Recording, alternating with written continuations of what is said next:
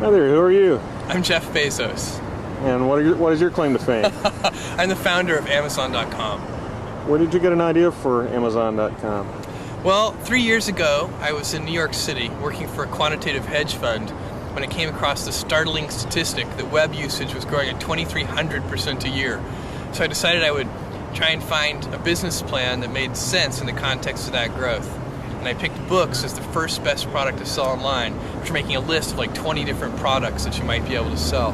And books were great as the first best, because books are incredibly unusual in one respect, and that is that there are more items in the book category than there are items in any other category by far.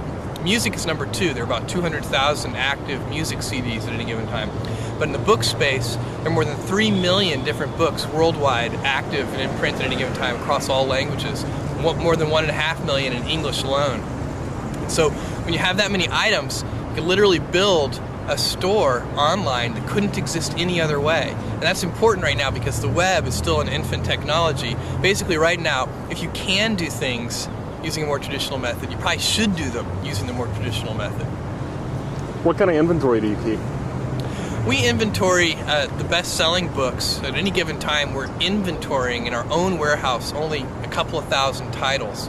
And then we do almost in-time inventory for another 400,000 titles or so. We get those from a network of we order electronically from a network of wholesalers and distributors. We order those today, they're on our loading dock the next morning.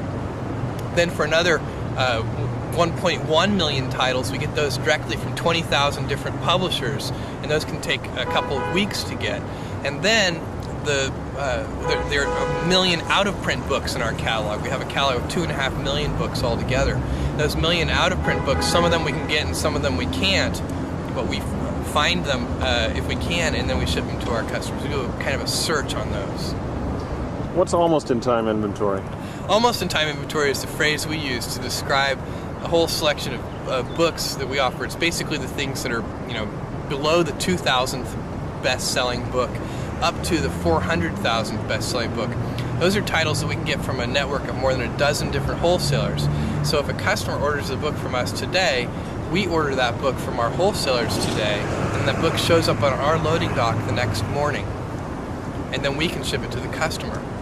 They say one of the toughest things to do on the internet is to capture mind share. What was your secret? How did you do that? Yeah, even more generally, I agree with you that capturing mind share on the internet is extremely difficult. Even more generally, it's the late 20th century, not just the internet. Capturing attention. Attention is the scarce commodity of the late 20th century.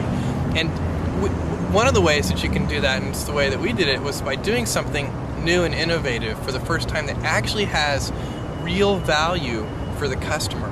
That's a hard thing to do, but if you do that, then newspapers will write about what you're doing, customers will tell other customers, and you'll get a huge sort of word-of-mouth fan-out, and that can really drive and accelerate businesses, and that's what happened with us. In the first year of opening Amazon.com to the public, we didn't do any paid advertising, and all of our growth was fueled by word-of-mouth and media exposure. I saw little ads at the bottom of the column of the New York Times. That was our very first advertising.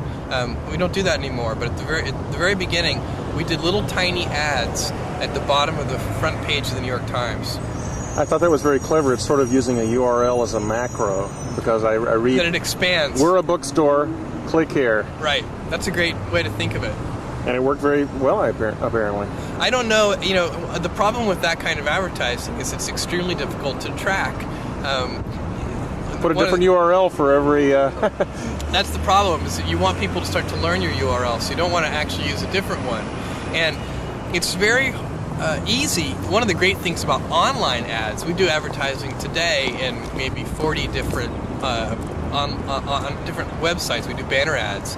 And that advertising is very easy to track in terms of knowing how effective it is. So we know for each piece of creative in each venue, not only how many click-throughs we get, but how many sell-throughs we get, and how many dollars of revenue it generates per ad dollar spent on that creative in that venue. And that is a sort of a marketer's nirvana in a certain sense. Well, it's an exciting place to be on the web right now. Oh, it absolutely is. I mean, it's just incredible. This is what's really incredible about this is that this is day one.